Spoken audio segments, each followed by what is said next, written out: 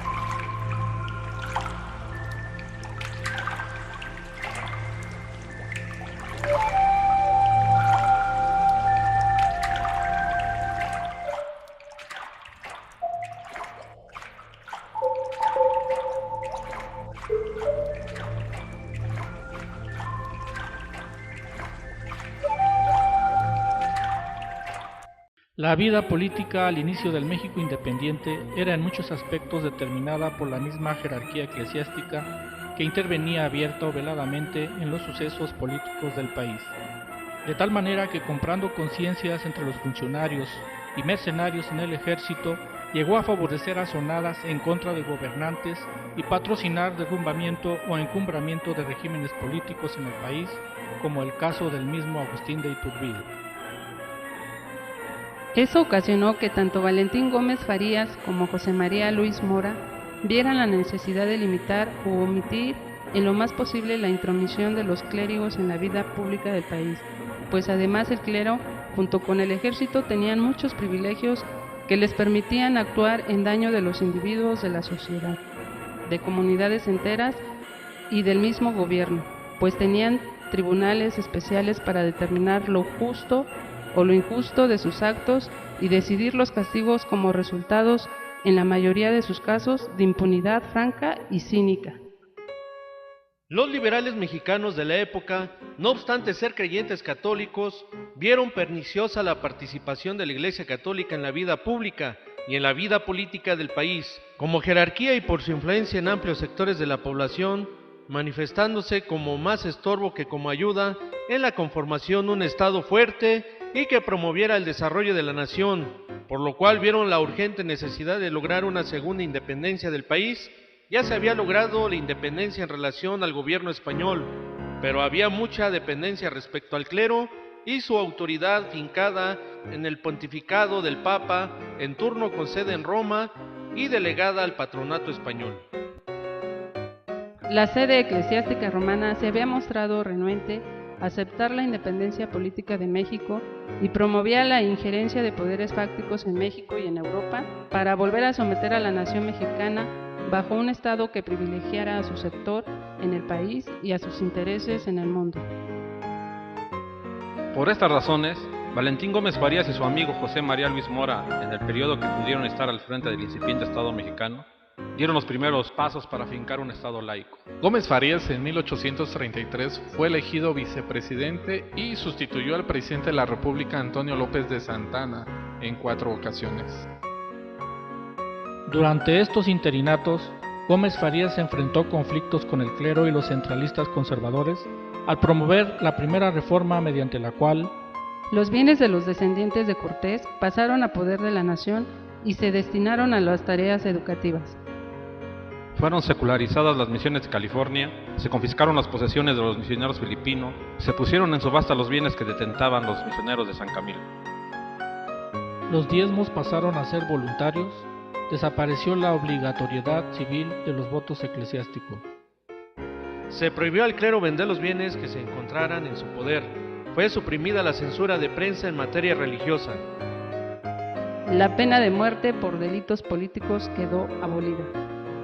Se creó la Dirección General de Instrucción Pública para el Distrito Federal y territorios de la Federación, la cual quedaba encargada de regir la educación y administrar las rentas destinadas a este objeto, así como custodiar los monumentos históricos y antigüedades, abrir nuevas escuelas públicas, impulsar el sistema lancasteriano de enseñanza y vigilar el funcionamiento de los colegios a cargo de particulares.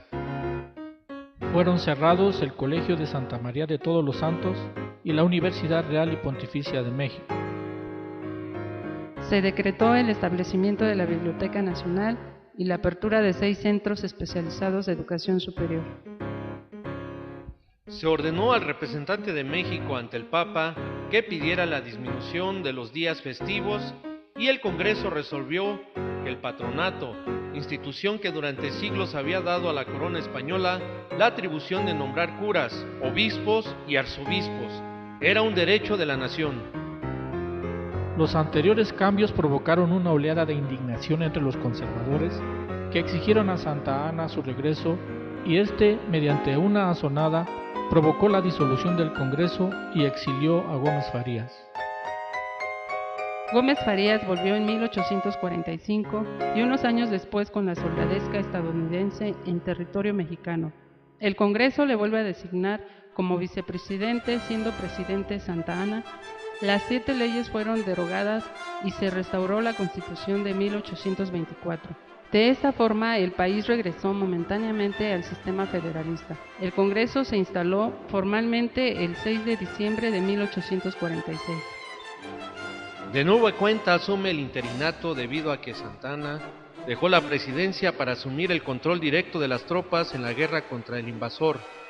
Gómez Farías pretendió financiar la guerra con los bienes de la iglesia, lo que provocó en la Ciudad de México un motín alentado por el clero, conocido como la Rebelión de los Polcos. Santa Anna, que combatía en el norte, regresó precipitadamente y destituyó a Gómez Farías, quien posteriormente como diputado se opondría al Tratado de Guadalupe Hidalgo pactado con los invasores. En 1856 fue electo diputado por Jalisco al Congreso y poco más tarde elegido presidente del mismo. Este fue el Congreso que elaboró la Constitución de 1857. Gómez Farías murió el 5 de julio de 1858 sin ver hecho realidad su deseo de un Estado mexicano fuerte y laico. Al fallecer, la iglesia le negó cristiana sepultura y su cuerpo tuvo que ser sepultado en la huerta de la casa de su hija en Mixcoac. Las pugnas entre conservadores y liberales continuaron mediante la promulgación del Plan de Tacubaya que hicieron los conservadores para desencadenar lo que se llamaría la Guerra de Reforma. En julio de 1933, sus restos fueron trasladados a la Rotonda de las Personas Ilustres.